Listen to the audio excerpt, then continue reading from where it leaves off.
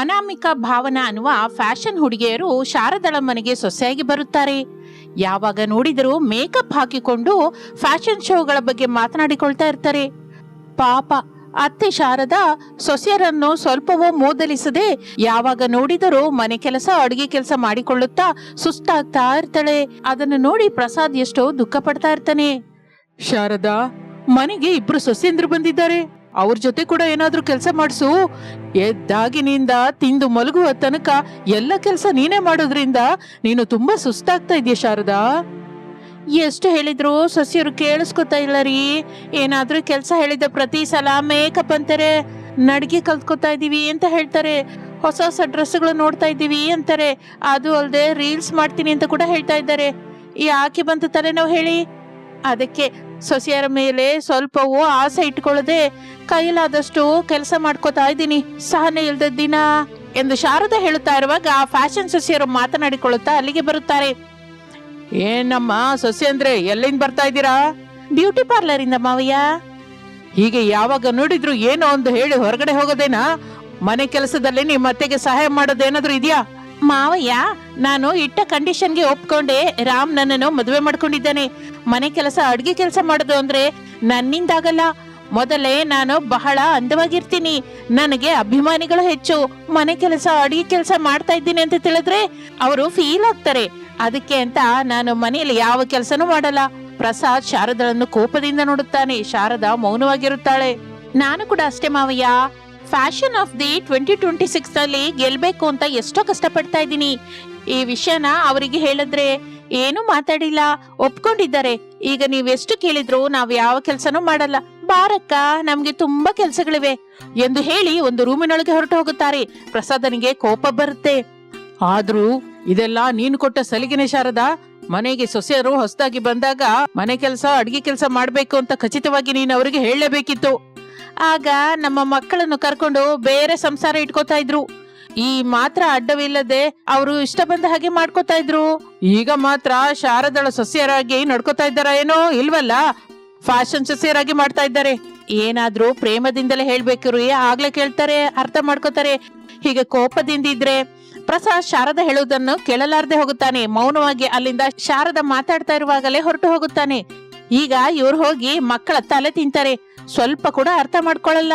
ಏನ್ ಮನುಷ್ಯರೋ ಏನೋ ಅಂದುಕೊಳ್ಳುತ್ತಾ ಕಿಚನ್ ಒಳಗೆ ಹೋಗುತ್ತಾಳೆ ಶಾರದಾ. 1 ಗಂಟೆಯ ನಂತರ ಊರಿನಲ್ಲಿ ಒಂದು ಹೋಟೆಲ್ನಲ್ಲಿ ಪ್ರಸಾದ್, ರಮೇಶ್, ವಿನೋದ್ ಮೂವರು ಕೂತಿರ್ತಾರೆ. ಪ್ರಸಾದ್ ಮುಖದಲ್ಲಿ ದುಃಖ ಸ್ಪಷ್ಟವಾಗಿ ಕಾಣಿಸ್ತಾ ಇರುತ್ತೆ. ಏನಾಯ್ತಪ್ಪ, ಫೋನ್ ಅಲ್ಲಿ ತುಂಬಾ ಅರ್ಜೆಂಟ್ ಆಗಿ ಬಾ ಅಂತ ಹೇಳಿದ್ರಿ? ಹೌದು ಅಪ್ಪ, ಏನಾದ್ರೂ ಸಮಸ್ಯೆನಾ? ಸಮಸ್ಯೆ ಅಲ್ಲಪ್ಪ, ನಮ್ಮ ಮನೆ ಪರಿಸ್ಥಿತಿ. ನಿಮ್ಮ ಅಮ್ಮ ಒಬ್ಬಳೆ ಎಲ್ಲ ಕೆಲಸ ಮಾಡ್ತಾ ಆಯಾಸ ಪಡ್ತಾ ಇದ್ದಾಳೆ. ನಿಮ್ಮ ಇಬ್ಬರು ಹೆಂಡತಿಯರು ಮಾತ್ರ ಮನೆನೂ ಒಂದು ಹೋಟೆಲ್ ಆಗಿ ನೋಡ್ತಾ ಇದ್ದಾರೆ. ಅಪ್ಪ, ಅನಾಮಿಕಂಗೆ ಚಿಕ್ಕಂದಿನಿಂದ ಫ್ಯಾಷನ್ ಅಂದ್ರೆ ಇಷ್ಟ. ಮದುವೆಗೆ ಮೊದಲೇ ಹೇಳಿದ್ಲು. ನಾನು ಕೂಡ ಆಕೆ ಇಷ್ಟನ ಗೌರವಿಸ್ದೆ. ಅವಳ ಗಂಡನಾಗಿ ಅದು ಮಾಡೋದು ತಪ್ಪಲ್ವಲ್ಲ ಅಪ್ಪ. ಭಾವನ ಕೂಡ ಅಷ್ಟೇ ಅಪ್ಪ, ಅವಳ ಕನಸು ನೆರವೇರಬೇಕು ಅಂತ ನಾನು ಯಾವತ್ತೂ ಅಡ್ಡ ಬಂದಿಲ್ಲ. ಅರೆ, ಕನ್ಸು ಕಾಡೋದು ತಪ್ಪಲ್ವೋ? ಆದ್ರೆ ಆ ಕನಸಿಗಾಗಿ ಕುಟುಂಬ ಜವಾಬ್ದಾರಿಯನ್ನ ಮರ್ತು ಹೋಗೋದು ತಪ್ಪು ಅಂತ ಇದ್ದೀನಿ. ನಿಮ್ಮ ಅಮ್ಮಂಗೆ ಜ್ವರ ಬಂದ್ರು, ಕಾಲ್ ನೋವು ಬಂದ್ರು ಅಡುಗೆ ಮನೆಯಲ್ಲಿ ನಿಂತ್ಕೊಳ್ಳೋದು, ಕೆಲಸ ಮಾಡೋದು ನಿಮ್ಗೆ ಕಾಣಿಸ್ತಾ ಇಲ್ವಾ? ನಿಜಾನೇ ಅಪ್ಪ, ಆದ್ರೆ ಅವ್ರ ಜೊತೆ ನಾವು ಗಟ್ಟಿಯಾಗಿ ಮಾತಾಡಿದ್ರೆ ದುಃಖ ಪಡ್ತಾರೆ. ಅರೆ, ಹೆಂಡತಿ ದುಃಖ ಪಡ್ತಾಳೆ ಅನ್ನೋ ಭಯದಿಂದ ತಾಯಿ ದುಃಖ ಪಡ್ತಾ ಇರೋ ವಿಷಯ ಮರ್ತು ಹೋಗ್ತಾ ಇದ್ದೀರಾ? ನಮ್ಮನ್ನು ಕ್ಷಮಿಸಿ ಅಪ್ಪ, ನಾವು ಈ ಕೋನದಲ್ಲಿ ಸರಿಯಾಗಿ ಆಲೋಚಿಸಿಲ್ಲ. ಈ ದಿನನೇ ನಾನು ಅನಾಮಿಕ ಹತ್ರ ಮಾತಾಡ್ತೀನಪ್ಪ. ನಾನು ಕೂಡ ಭಾವನಂಗೆ ಅರ್ಥವಾಗುವ ಹಾಗೆ ಹೇಳ್ತೀನಪ್ಪ. ಅರೆ, ಹೇಳೋದೇನೋ ಹೇಳ್ರೋ, ಆದ್ರೆ ಜಗಳವಾಡಬೇಡಿ. ಹಾಗೆ ಹೇಳಿದ್ರೆ ಅವ್ರು ಕೇಳೋದಿಲ್ಲ. ಬದಲಾವಣೆ ಭಯದಿಂದಲ್ಲ, ಜವಾಬ್ದಾರಿಯಿಂದ ಬರಬೇಕು. ಅಂದ್ರೆ ಮತ್ತೇನ್ ಮಾಡೋಣಪ್ಪ? ನನ್ನ ಹತ್ರ ಒಂದು ಚಿಕ್ಕ ಪ್ಲಾನ್ ಇದೆ ಕಣೋ. ಆ ಪ್ಲಾನ್ ಏನಾದ್ರೂ ಸಕ್ಸಸ್ ಆದ್ರೆ ಅವರೇ ಸ್ವಯಂ ಆಗಿ ಮನೆ ಬೆಲೆ, ಕುಟುಂಬ ಜವಾಬ್ದಾರಿ ತಿಳ್ಕೊತಾರೆ. ಏನಪ್ಪಾ ಪ್ಲಾನು? ಪ್ರಸಾದ್ ಇಬ್ಬರ ಮಕ್ಕಳಿಗೆ ಅರ್ಥವಾಗುವ ಹಾಗೆ ವಿಷಯ ಹೇಳುತ್ತಾನೆ. ಅಪ್ಪ, ಇದು ಸ್ವಲ್ಪ ರಿಸ್ಕ್ ಆದ್ರೂ ಫಲ ಮಾತ್ರ ಖಚಿತವಾಗಿರುತ್ತೆ. ಹೌದು ಅಪ್ಪ, ಈ ಪ್ಲಾನ್ ಇಂದ ಅತ್ತಿಗೆ ಭಾವನ ಇಬ್ರು ತಪ್ಪದೆ ಬದಲಾಗ್ತಾರೆ. ಇನ್ನು ಮೂವರು ತಮ್ಮ ಪ್ಲಾನ್ ಅನ್ನು ಅಮಲು ಮಾಡಬೇಕು ಎಂದು ನಿರ್ಣಯಿಸಿಕೊಂಡು ಅಲ್ಲಿಂದ ಹೊರಡುತ್ತಾರೆ. 1 ಗಂಟೆಯ ನಂತರ ರಮೇಶ್, ವಿನೋದ್ ಮನೆಗೆ ಬರುತ್ತಾರೆ. ಇಬ್ಬರು ಬಹಳ ಸೀರಿಯಸ್ ಆಗಿ ಕಾಣಿಸ್ತಾರೆ. ಏನ್ರೋ ಇಬ್ರು ಹೀಗಿದ್ದೀರ, ಯಾಕೆ? ಆಫೀಸಲ್ಲಿ ಏನಾದ್ರೂ ಸಮಸ್ಯೆನಾ? ಇಲ್ಲಮ್ಮ, ಒಂದು ಮುಖ್ಯವಾದ ವಿಷಯ ಮಾತಾಡ್ಬೇಕು. ನಿಮ್ಮ ಅಪ್ಪ ನಿಮ್ಮ ಹತ್ರ ಏನಾದ್ರು ಬಂದ್ರ? ಇಲ್ಲಮ್ಮ, ಆದ್ರೂ ಅಪ್ಪ ನಮ್ಮ ಹತ್ರ ಯಾಕೆ ಬರ್ತಾರೆ? ಮನೇಲಿ ಏನಾದ್ರೂ ನಡೀತಾ ಏನೋ? ಆಗಲೇ ಅನಾಮಿಕಾ ಭಾವನ ಕೂಡ ಮೇಕಪ್ ಮಾಡಿಕೊಂಡು ಬರುತ್ತಾರೆ. ಏನಾಯ್ತು, ಎಲ್ರು ಸೀರಿಯಸ್ ಆಗಿ ಯಾಕಿದ್ದೀರಾ? ಅನಾಮಿಕಾ, ನಿಂಗೊಂದು ಶುಭವಾರ್ತೆ. ಶುಭವಾರ್ತೆನಾ? ಏನದು? ಸಿಟಿಯಲ್ಲಿ ನಡೆಯುವ fashion star of the year ಪೈಪೋಟಿಗೆ ನಿನ್ನ ಸೆಲೆಕ್ಟ್ ಮಾಡಿದ್ದಾರೆ. ನಿಜನಾ? ವಾವ್, ಇದೇ ನನ್ ಕನಸು ಎಂದು ಅನಾಮಿಕಾ ಎಷ್ಟೋ ಸಂತೋಷ ಪಡುತ್ತಾಳೆ. ಮತ್ತೆ ನನ್ನ ವಿಷಯ? ನೀನು ಸೆಲೆಕ್ಟ್ ಆಗಿದೆ ಭಾವನಾ.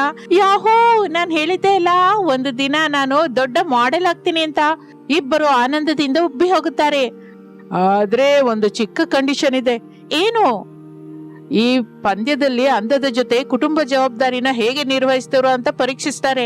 ಅಂದ್ರೆ ನೀವು ಮನೇನ ಹೇಗೆ ನೋಡ್ಕೋತಾ ಇದ್ದೀರಾ, ದೊಡ್ಡವರನ್ನ ಹೇಗೆ ಗೌರವಿಸ್ತಾರಾ, ಅಡಿಗೆ ಮಾಡಬಲ್ಲಿರಾ ಅಂತ ಕೇಳಿದ್ದಾರೆ. ಕುಟುಂಬಸ್ಥರ ಜೊತೆ ಹೇಗಿದ್ದೀರಾ ಎಲ್ಲ ಪ್ರಶ್ನೆನೂ ಕೇಳ್ತಾರೆ. ನೀವು ತಡವರಿಸದೆ ಸ್ಪಷ್ಟವಾಗಿ ಹೇಳ್ಬೇಕು. ಏನು, ನಿಜವಾಗಿನಾ?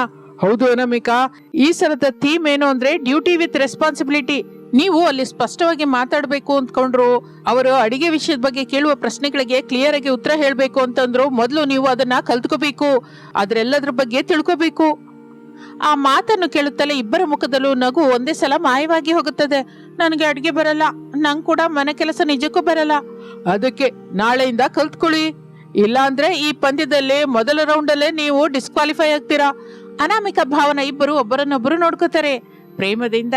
ಅತ್ತೆ, ಏನು ದೊಡ್ಡ ಸೊಸೆ, ನಮ್ಗೆ ಅಡ್ಗೆ ಮಾಡೋದ್ ಕಲಿಸ್ತೀರಾ? ಮನೆ ಕೆಲ್ಸ ಕೂಡ ಕಲ್ಸಿ ಅತ್ತೆ, ನಾವು ಗೆಲ್ಬೇಕು ಅಷ್ಟೇ. ಆ ಮಾತನ್ನು ಕೇಳಿದ ಶಾರದಳ ಕಣ್ಣಿನಲ್ಲಿ ಆನಂದ ಕಾಣಿಸುತ್ತೆ. ಯಾಕೆ ಕಲ್ಸಲ್ಲಮ್ಮ? ಮನೆ ಅನ್ನೋದು ಎಲ್ರ ಜೊತೆಯಾಗಿ ನಡೆಸೋದು ಸೊಸೆ ಅಂದ್ರೆ. ಬನ್ನಿ, ನಾಳೆಯಿಂದಲ್ಲ ಈಗ್ಲೇ ಶುರು ಮಾಡೋಣ. ಶಾರದಾ ಪ್ರೇಮದಿಂದ ಇಬ್ಬರ ಕೈಯನ್ನು ಹಿಡಿದುಕೊಂಡು ಅಡಿಗೆ ಮನೆಯೊಳಗೆ ಕರ್ಕೊಂಡು ಹೋಗ್ತಾಳೆ. ಮನೆ ಹೊರಗೆ ನಿಂತುಕೊಂಡು ಇದೆಲ್ಲ ಪ್ರಸಾದ್ ನೋಡ್ತಾ ಇರ್ತಾನೆ. ಆಹಾ, ಮೊದಲ ಹೆಜ್ಜೆ ವಿಜಯವಂತವಾಯ್ತು ಅಂದುಕೊಂಡು ಮನೆಯೊಳಗೆ ಬರುತ್ತಾನೆ. ಆದ್ರೆ ಅಪ್ಪ, ನಾವು ಹೇಳಿದ್ದು ಸುಳ್ಳು ಅಂತ ತಿಳಿದ್ರೆ ಮತ್ತೆ ಹಳೆಯವರಾಗಿ ಬದಲಾಗ್ತಾರ? ಬದಲಾಗಲ್ಲಪ್ಪ. ಜವಾಬ್ದಾರಿ ರುಚಿ ನೋಡಿದ ಮನುಷ್ಯ ಜೀವನವನ್ನು ಹೊಸದಾಗಿ ನೋಡ್ತಾನೆ. ಇನ್ನು ಕೆಲವು ದಿನ ನೋಡೋಣ ಎಂದು ಹೇಳುತ್ತಾನೆ. ಅಲ್ಲಿಂದ ಅವರವರ ರೂಮಿಗೆ ಅವರು ಹೊರಟು ಹೋಗುತ್ತಾರೆ. ಹಾಗೆ ಆ ದಿನ ಕಳೆದು ಹೋಗುತ್ತದೆ. ಮಾರನೇ ದಿನ ಬೆಳಿಗ್ಗೆ ಸೂರ್ಯ ಕೂಡ ಸರಿಯಾಗಿ ಉದಿಸುವ ಮೊದಲೇ ಅನಾಮಿಕಾ ಭಾವನ ಇಬ್ಬರು ನಿದ್ರೆಯಿಂದ ಹೇಳುತ್ತಾರೆ. ಮೇಕಪ್ ಟೇಬಲ್ ಮುಂದಲ್ಲದೆ ಮೊದಲ ಸಲ ಅಡಿಗೆ ಮನೆ ಮುಂದೆ ನಿಲ್ಲುತ್ತಾರೆ ಅವರಿಬ್ಬರು. ಅತ್ತೆ, ಈ ದಿನ ಏನ್ ಮಾಡ್ಬೇಕು? ಮೊದ್ಲು ಟೀ ಮಾಡೋದು ಕಲ್ತ್ಕೊಳ್ಳಿ. ಅಷ್ಟೇನಾ? 5 ನಿಮಿಷದ ಕೆಲ್ಸ ಎಂದು ಎಷ್ಟೋ ಧೈರ್ಯದಿಂದ ಟೀ ಮಾಡಲಿಕ್ಕೆ ಶುರು ಮಾಡುತ್ತಾಳೆ ಭಾವನಾ. ಆದರೆ ಸಕ್ಕರೆ ಹಾಕುವ ಬದಲು ಉಪ್ಪು ಹಾಕುತ್ತಾಳೆ. ಆ ಟೀ ಕುಡಿದ ಶಾರದಾ, ಅಯ್ಯೋ, ಇದು ಟೀನಾ ಸಮುದ್ರ ನೀರಾ ಎಂದು ಶಾರದಾ ಅನ್ನುತ್ತಲೇ ಅನಾಮಿಕಾ ನಗುತ್ತಾಳೆ. ಭಾವನಾ ಮಾತ್ರ ನಾಚಿಕೆಯಿಂದ ತಲೆ ತೆಗಿಸುತ್ತಾಳೆ. ತಪ್ಪು ಮಾಡಿದ್ರೆ ಚೆನ್ನಾಗಿ ಕಲ್ತ್ಕೋತಿಯಮ್ಮ ಚಿಕ್ಕ ಸೊಸೆ, ದುಃಖ ಪಡ್ಬೇಡ. ಆ ನಂತರ ಅನಾಮಿಕಂಗೆ ಚಪಾತಿ ಮಾಡೋದು ಹೇಳ್ತಾಳೆ. ಇದು ಕೂಡ ತುಂಬಾ ಈಸಿ ಅತ್ತೆ ಎಂದು ಅನಾಮಿಕಾ ಶುರು ಮಾಡುತ್ತಾಳೆ. ಆದರೆ ಒಂದು ಚಪಾತಿ ಕೂಡ ಸರಿಯಾಗಿ ಬರಲಿಲ್ಲ. ಏನ್ ಸೊಸೆ ಇದು? ಒಂದೊಂದು ಚಪಾತಿ ಒಂದೊಂದು ಆಕಾರದಲ್ಲಿದೆ, ನೋಡ್ತಾ ಇದ್ರೆ ವಾಂತಿ ಬರೋ ಹಾಗಿದೆ. ಆ ಮಾತಿಗೆ ಭಾವನಾ ನಗುತ್ತಾಳೆ. ಅನಾಮಿಕಾ ಕೋಪದಿಂದ ನೋಡ್ತಾಳೆ. ನಗಬೇಡಿ, ಮೊದಲು ದಿನ ಎಲ್ರಿಗೂ ಹೀಗೆ ಇರುತ್ತೆ. ಹಾಗೆ ದಿನಗಳು ಕಳೆಯುತ್ತದೆ. ಅನಾಮಿಕಾ ಭಾವನಾ ಇಬ್ಬರು ನಿಜವಾಗಿಯೂ ಕಷ್ಟಪಡ್ತಾ ಇರ್ತಾರೆ. ಮನೆ ಕೆಲಸ, ಅಡಿಗೆ ಕೆಲಸ, ಬಟ್ಟೆ ಒಗೆಯೋದು, ಮನೆಯೆಲ್ಲ ಕ್ಲೀನ್ ಮಾಡೋದು ಎಲ್ಲ ಒಂದೊಂದಾಗಿ ಕಲ್ತ್ಕೋತಾರೆ. ಒಂದು ದಿನ, ಅತ್ತೆ, ಈ ದಿನ ನೀವು ಅಡಿಗೆ ಮನೆಗೆ ಬರಬೇಡಿ. ಯಾಕೆ ಸೊಸೆ? ಈ ದಿನ ಅಡಿಗೆ ಎಲ್ಲ ನಾವೇ ಮಾಡ್ತೀವಿ. ಶಾರದಾ ನಗುತ್ತಾ ಹೊರಟು ಹೋಗುತ್ತಾಳೆ. 1 ಗಂಟೆಯ ನಂತರ ಅಡಿಗೆ ಎಲ್ಲ ಸಿದ್ಧವಾಗುತ್ತದೆ. ಪ್ರಸಾದ್, ರಮೇಶ್, ವಿನೋದ್ ಟೇಬಲ್ ಹತ್ರ ಕೂತ್ಕೋತಾರೆ. ಮೊದಲ ಸಲ ಅನಾಮಿಕಾ ಭಾವನಾ ತಮ್ಮ ಕೈಯಿಂದ ಎಲ್ಲರಿಗೂ ಊಟ ಬಿಡಿಸುತ್ತಾರೆ. ಶಾರದಾ, ಈ ದಿನ ನಿಂಗೆ ರಜನಾ ಏನೋ? ಹೌದು ರೀ. ಪ್ರಸಾದ್ ಮೊದಲ ತುತ್ತು ತಿನ್ಕೋತಾನೆ. ಸ್ವಲ್ಪ ಹೊತ್ತು ಏನು ಮಾತನಾಡಲಿಲ್ಲ. ಅನಾಮಿಕಾ ಭಾವನಾ ಇಬ್ಬರು ಟೆನ್ಷನ್ ಇಂದ ನೋಡ್ತಾ ಇರ್ತಾರೆ. ಮಾವಯ್ಯ ಹೇಗಿದೆ? ಏನಮ್ಮ, ನಿಜ ಹೇಳ? ಹೇಳಿ ಮಾವಯ್ಯ. ಉಪ್ಪು ಸ್ವಲ್ಪ ಹೆಚ್ಚಾಗಿದೆ ಅಮ್ಮ, ಪಪ್ಪು ಸ್ವಲ್ಪ ನೀರಾಗಿದೆ. ಆದ್ರೆ ಈ ಊಟದಲ್ಲಿ ನಿನ್ನ ಪ್ರೇಮ ಇದೆ ಅಮ್ಮ. ಅಷ್ಟೇ ಅಲ್ಲ, ನಿಮ್ಮ ಜವಾಬ್ದಾರಿ ಕೂಡ ಇದೆ. ಅದಕ್ಕೆ ನನಗೆ ಇದು 5 ಸ್ಟಾರ್ ಹೋಟೆಲ್ ಊಟಕ್ಕಿಂತ ದೊಡ್ಡದಾಗಿ ಅನ್ಸುತ್ತೆ ಅನ್ಕೋ. ಆ ಮಾತನ್ನು ಕೇಳಿದ ಇಬ್ಬರ ಕಣ್ಣಿನಲ್ಲೂ ಆನಂದ ಬಾಷ್ಪ ಬರುತ್ತದೆ. ಅನಾಮಿಕಾ, ನಿಂಗೊಂದು ನಿಜ ಹೇಳಬೇಕು. ಏನು ಅಂದ್ರೆ? ಏನಿಲ್ಲ, ನಾವು ನಿಮ್ಮಿಬ್ಬರನ್ನು ಬದಲಾಯಿಸ್ಬೇಕು ಅಂತ ಫ್ಯಾಷನ್ ಪಂದ್ಯ ಅದೆಲ್ಲ ನಾನು ಅಪ್ಪ ಎಲ್ಲ ಸೇರಿ ಮಾಡಿದ ನಾಟಕ. ಅದನ್ನು ಕೇಳಿ ಅನಾಮಿಕಾ ಭಾವನಾ ಒಂದೇ ಸಲಕ್ಕೆ ಆಶ್ಚರ್ಯ ಹೋಗುತ್ತಾರೆ. ಅಂದ್ರೆ ಅಂತಹ ಪಂದ್ಯನೇ ಇಲ್ವಾ? ಇಲ್ಲಮ್ಮ ಸೊಸಿ, ಅಂದ್ರೆ ನೀವಿಬ್ಬರು ಒಳ್ಳೆ ಮನಸ್ಸಿರುವವರು. ಆದರೆ ಫ್ಯಾಷನ್ ಮೇಲಿರುವ ಇಷ್ಟದಿಂದ ಕುಟುಂಬದ ಅಂದವನ್ನು ನೀವು ನೋಡಲಾರದೆ ಹೋದ್ರಿ. ಅದಕ್ಕೆ ಈ ಚಿಕ್ಕ ನಾಟಕ ಆಡಬೇಕಾಗಿ ಬಂತಮ್ಮ. ಅನಾಮಿಕಾ ಭಾವನಾ ಇಬ್ಬರು ರೂಮಲ್ಲಿ ಕೂತ್ಕೊಂಡು ಶಾರದಳ ಹತ್ರ ಹೋಗ್ತಾರೆ. ಅತ್ತೆ, ನಮ್ಮನ್ನು ಕ್ಷಮಿಸಿ ಅತ್ತೆ. ಅಂದವಾಗಿ ಕಾಣಿಸೋದೇ ದೊಡ್ಡದು ಅಂದ್ಕೊಂಡ್ವಿ ಹೊರತು, ಆದರೆ ಒಂದು ಮನೆಯನ್ನು ಅಂದವಾಗಿ ಇರಿಸುವ ಸೊಸೆಯೇ ನಿಜವಾದ ಅಂದವಾದ ಸೊಸೆ ಅಂತ ಈಗ ಅರ್ಥವಾಯ್ತು. ನೋಡಿ ಸೊಸೆ ಅಂದ್ರೆ ಮೇಕಪ್ ಮುಖಕ್ಕೆ ಅಂದವನ್ನು ಕೊಡುತ್ತೆ, ಆದರೆ ಪ್ರೇಮ ಬಾಧ್ಯತೆ ಮನಸ್ಸಿಗೆ ಅಂದವನ್ನು ಕೊಡುತ್ತೆ. ಆ ಅಂದವೇ ಜೀವಿತಾಂತ ನಿಂತು ಹೋಗುತ್ತಮ್ಮ ಎಂದು ಹೇಳುತ್ತಾಳೆ. ಆ ದಿನದಿಂದ ಅನಾಮಿಕ ಭಾವನ ಫ್ಯಾಷನ್ ಅನ್ನು ಪೂರ್ತಿಯಾಗಿ ಬಿಡಲಿಲ್ಲ, ಆದರೆ ಕುಟುಂಬ ಜವಾಬ್ದಾರಿಯನ್ನು ಮೊದಲ ಸ್ಥಾನಕ್ಕೆ ತರುತ್ತಾರೆ. ಅವರು ಹಾಕಿಕೊಳ್ಳುವ ಅಂದವಾದ ಡ್ರೆಸ್ಗಳಿಗಿಂತ ಅವರ ಒಳ್ಳೆಯ ಮನಸ್ಸೇ ಮನೆಗೆ ನಿಜವಾದ ಅಲಂಕಾರವಾಗಿ ಬದಲಾಗುತ್ತದೆ. ಇನ್ನು ಎಲ್ಲ ಕೆಲಸವನ್ನು ಮಾಡಿಕೊಳ್ಳುತ್ತಲೇ ಅಲ್ಲಿ ಫ್ಯಾಷನ್ ರಂಗದಲ್ಲಿ ಕೂಡ ರಾರಾಜಿಸಲಿಕ್ಕೆ ಶುರು ಮಾಡುತ್ತಾರೆ ಇವರಿಬ್ಬರು. ಇದು ಇಂದಿನ ಕತೆ. ಮತ್ತೊಂದು ಆಸಕ್ತಿಕರ ಕತೆ ಜೊತೆ ಮತ್ತೆ ಸೇರೋಣ. ಅಲ್ಲಿವರೆಗೂ ವಿರಾಮ. ನಮಸ್ತೆ.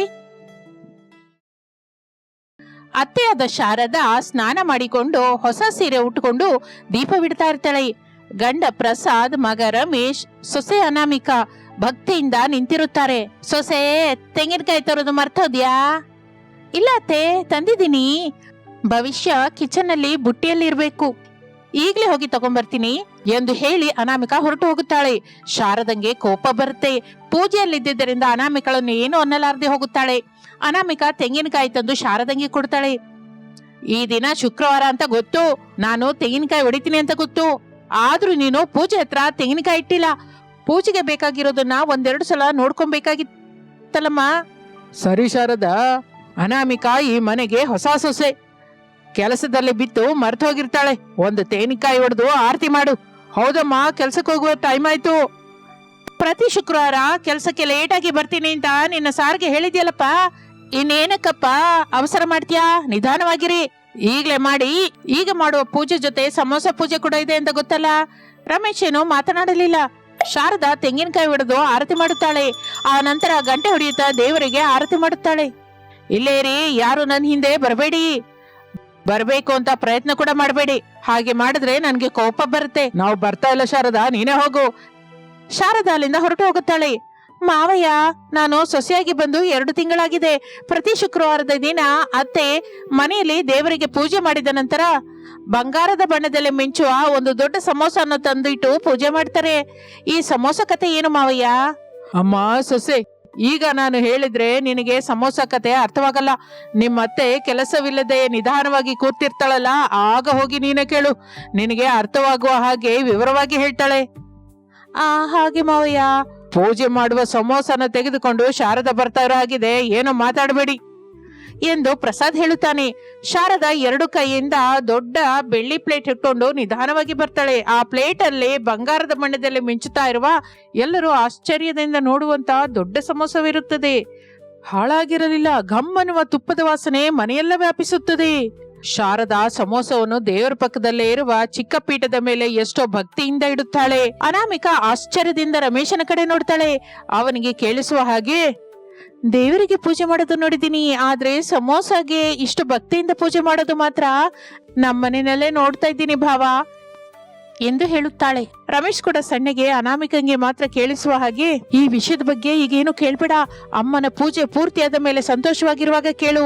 ಅನಾಮಿಕಾ ಸರಿ ಎಂದು ತಲೆದೂಗುತ್ತಾಳೆ. ಆದರೆ ಆಕೆ ನೋಟ ಮಾತ್ರ ಬಂಗಾರದ ಸಮೋಸದ ಮೇಲೆ ಇರುತ್ತದೆ. ಆ ಸಮೋಸದಲ್ಲಿ ಅಡಗಿರುವ ರಹಸ್ಯವೇನು ಎಂದು ತಿಳಿದುಕೊಳ್ಳಬೇಕು ಎಂದು ಆಕೆ ಮನಸ್ಸು ಆತುರತೆಯಿಂದ ಎದುರು ನೋಡ್ತಾ ಇರುತ್ತೆ. ಶಾರದಾ ಸಮೋಸಗೆ ಪೂಜೆ ಮಾಡುವುದು ಆಗಿ ಹೋಗುತ್ತೆ. ಎಲ್ಲರೂ ಭಕ್ತಿಯಿಂದ ಕೈ ಮುಗಿಯುತ್ತಾರೆ. ಏನಯ್ಯ ಮಗು ರಮೇಶ್, ಪೂಜೆ ಆಗಿ ಹೋಯ್ತು, ಪಾಯಸ ತಿಂದು ನಿಮ್ಮ ಕೆಲ್ಸಕ್ಕೆ ನೀವು ಹೊರಟೋಗಿ. ಸೊಸೆ, ನಿಮ್ಮ ಮಾವಯ್ಯನಿಗೆ ಮಗನಿಗೆ ಪಾಯಸ ಮಾಡಿಕೊಡು. ಹಾಗೆ ಅತ್ತೆ ಅನಾಮಿಕಾ ಕಿಚನ್ ಒಳಗೆ ಹೊರಟು ಹೋಗುತ್ತಾಳೆ. ಪ್ರಸಾದ್, ರಮೇಶ್ ಹಾಲ್ನಲ್ಲಿರುವ ಸೋಫಾದಲ್ಲಿ ಕುತ್ಕೋತಾರೆ. ಅನಾಮಿಕಾ ಅವರಿಗೆ ಪಾಯಸ ಕೊಡುತ್ತಾಳೆ. ತಿಂತಾ ಇರ್ತಾರೆ. ಸೊಸೆ, ಪಾಯಸ ಒಂದು ಟಿಫಿನ್ ಡಬ್ಬದಲ್ಲಿ ಇಟ್ಟಿದ್ಯಾ? ಇಟ್ಟಿದ್ದೀನಿ ಅತ್ತೆ. ಪ್ರತಿ ಶುಕ್ರವಾರ ಈ ಪಾಯಸವನ್ನು ತೆಗೆದುಕೊಂಡು ಅಜ್ಜಿ ತಾತಯ್ಯರ ಮನೆಗೆ ಹೋಗ್ತೀರಾ ಅಂತ ಗೊತ್ತು. ಇರಿ, ನಾನು ಹೋಗಿ ತಗೊಂಡ್ಬರ್ತೀನಿ. ಅನಾಮಿಕಾ ಹೊರಟು ಹೋಗುತ್ತಾಳೆ. ಪ್ರಸಾದ್, ರಮೇಶ್ ಇಬ್ಬರು ಪಾಯಸವನ್ನು ತಿಂದು ಕೆಲಸಕ್ಕೆ ಹೊರಟು ಹೋಗುತ್ತಾರೆ. ಅನಾಮಿಕಾ ಪಾಯಸ ಇರುವ ಟಿಫಿನ್ ಡಬ್ಬನ್ನು ತೆಗೆದುಕೊಂಡು ಬಂದು ಶಾರದಂಗೆ ಕೊಡ್ತಾಳೆ. ಸೊಸೆ, ಬಾಗಿಲು ಗಟ್ಟಿಯಾಗಿ ಹಾಕೊಂಡು ಮನೆ ಕೆಲಸ ನೋಡ್ಕೋ, ನಾನು ಅತ್ತೆಯವರ ಹತ್ರ ಹೋಗ್ಬರ್ತೀನಿ. ಮನೆ ಕೆಲಸ ಎಲ್ಲ ಆಗಿ ಹೋಗಿದೆ ಅತ್ತೆ, ಮನೆಯಲ್ಲಿ ಒಬ್ಳೆ ಇದ್ದು ಏನು ಮಾಡ್ತೀನಿ ಹೇಳಿ, ನಾನು ಕೂಡ ನಿಮ್ ಜೊತೆ ಬರ್ತೀನಿ. ಅನಾಮಿಕಳ ಮಾತನ್ನು ಕೇಳಿದ ಶಾರದಾ ಸ್ವಲ್ಪ ಆಲೋಚಿಸುತ್ತಾಳೆ. ಪ್ಲೀಸ್ ಅತ್ತೆ ಎಂದು ಅನಾಮಿಕಾ ಅತ್ತೆಯನ್ನು ಬೇಡಿಕೊಳ್ಳುತ್ತಾಳೆ. ಸರಿ ಬಾ, ಆದ್ರೆ ಒಂದು ವಿಷಯ ನೆನಪಿನಲ್ಲಿ ಇಟ್ಕೋ. ಏನತ್ತೆ? ನಮ್ಮ ಅತ್ತೆ ಮಾವಯ್ಯನ ಮುಂದೆ ಸಮೋಸ ಪೂಜೆ ಬಗ್ಗೆ ಒಂದು ಮಾತು ಕೂಡ ಕೇಳಬಾರ್ದು. ಅವರು ಬಹಳ ಭಾವೋದ್ವೇಗಕ್ಕೆ ಒಳಗಾಗುತ್ತಾರೆ. ಮನೆಗೆ ಬಂದ ನಂತರ ಪ್ರಶಾಂತವಾಗಿ ಕೂತ್ಕೊಂಡು ನಾನೇ ನಿಂಗೆಲ್ಲ ಹೇಳ್ತೀನಿ. ಹಾ ಹಾಗೆ ಅತ್ತೆ, ನಾನೇನು ಕೇಳಲ್ಲ. ಇಬ್ರು ಮನೆಗೆ ಬೀಗ ಹಾಕಿ ನಡೆದುಕೊಳ್ಳುತ್ತಾ ಹೊರಡುತ್ತಾರೆ. ಅನಾಮಿಕಾ ಕೈಯಲ್ಲಿ ಪಾಯಸ ಟಿಫಿನ್ ಡಬ್ಬವಿರುತ್ತೆ. ಅರ್ಧ ಗಂಟೆಯ ನಂತರ ಶಾರದಾ ಅನಾಮಿಕಾ ಸೇರಿ ಸಮೋಸ ಮನೆಗೆ ಹೋಗುತ್ತಾರೆ. ಅನಾಮಿಕಾ ಸಮೋಸ ಮನೆಯನ್ನು ನೋಡಿ ಎಷ್ಟೋ ಆಶ್ಚರ್ಯ ಹೋಗುತ್ತಾಳೆ. ಇಷ್ಟು ದೊಡ್ಡ ಸಮೋಸ ಮನೆನಾ, ಅಮ್ಮೋ ಎಂದು ತನ್ನಲ್ಲಿ ಅಂದುಕೊಳ್ಳುತ್ತಾಳೆ. ಶಾರದಾ ಅನಾಮಿಕಾ ಸಮೋಸ ಮನೆಯೊಳಗೆ ಹೋಗುತ್ತಾರೆ. ಹೊರಗಡೆ ನೋಡೋದಕ್ಕೆ ಸಮೋಸದ ಮನೆ ಹಾಗೆ ಕಾಣಿಸಿದ್ದರೂ ಮನೆಯೊಳಗೆ ಮಾತ್ರ ಬಹಳ ತಣ್ಣಗೆ ಪ್ರಶಾಂತವಾಗಿರುತ್ತದೆ.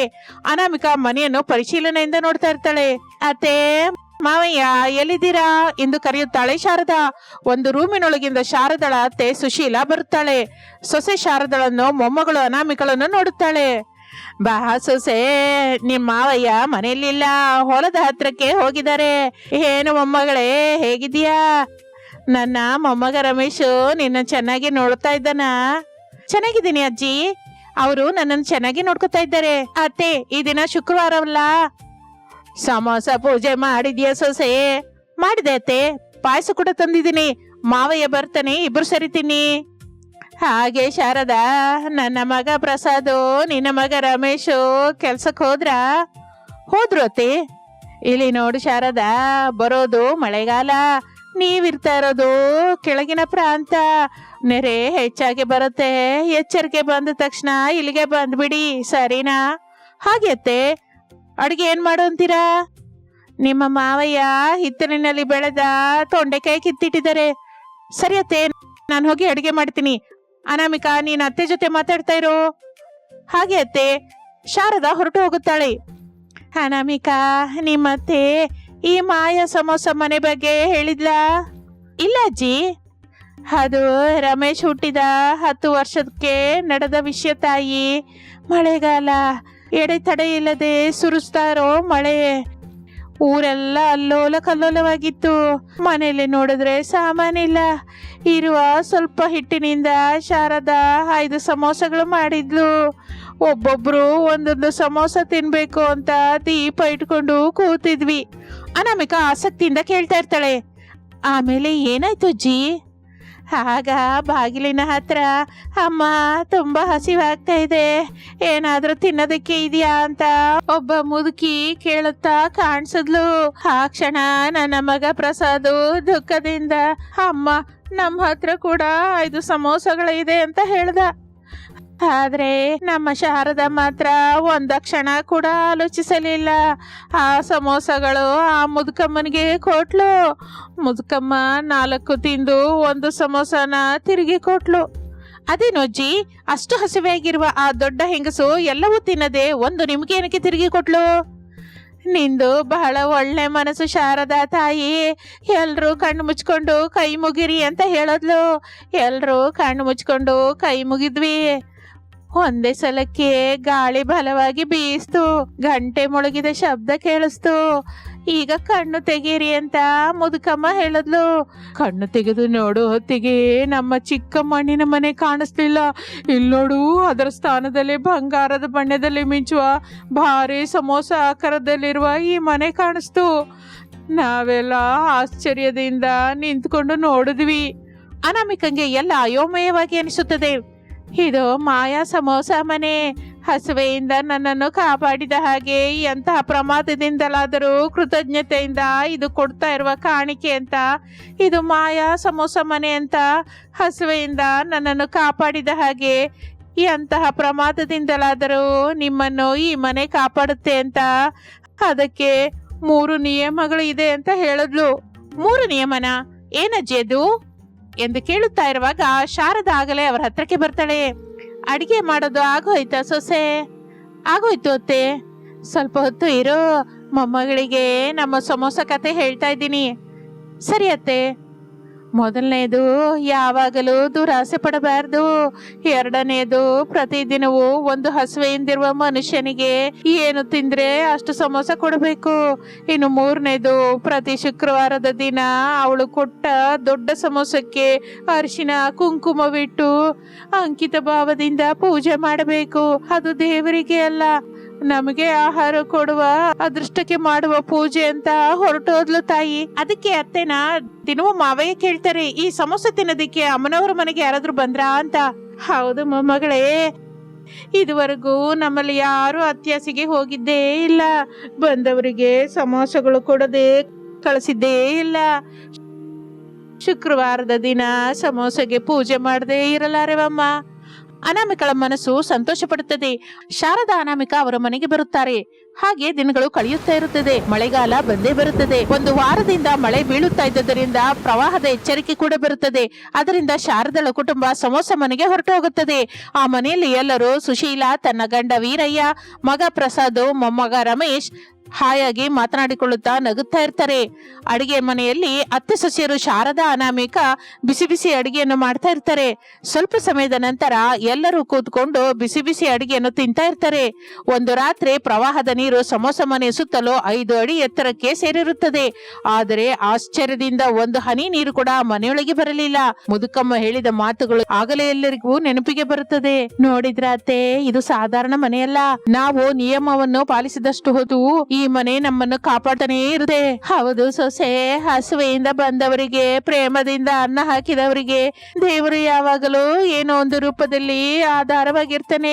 ದುರಾಸೆಗೆ ದೂರವಾಗಿದ್ದು ಹಂಚಿಕೊಳ್ಳುವ ಮನಸ್ಸಿನಿಂದ ಜೀವಿಸಿದ ಮನೆಯಲ್ಲಿ ಯಾವಾಗಲೂ ಸಂತೋಷ ನಿಂತೇ ಇರುತ್ತೆ. ಹಾಗೆ ಸಮೋಸ ಮನೆಯಲ್ಲಿ ಚೆನ್ನಾಗಿ ಕಲಿತು ಬೆರೆತು ನಿಯಮವನ್ನು ಪಾಲಿಸುತ್ತಾ ಆನಂದದಿಂದ ಜೀವಿಸುತ್ತಾ ಇರ್ತಾರೆ. ಇದು ಇಂದಿನ ಕತೆ. ಮತ್ತೊಂದು ಆಸಕ್ತಿಕರ ಕತೆ ಜೊತೆ ಮತ್ತೆ ಸೇರೋಣ. ಅಲ್ಲಿವರೆಗೂ ನಮಸ್ತೆ.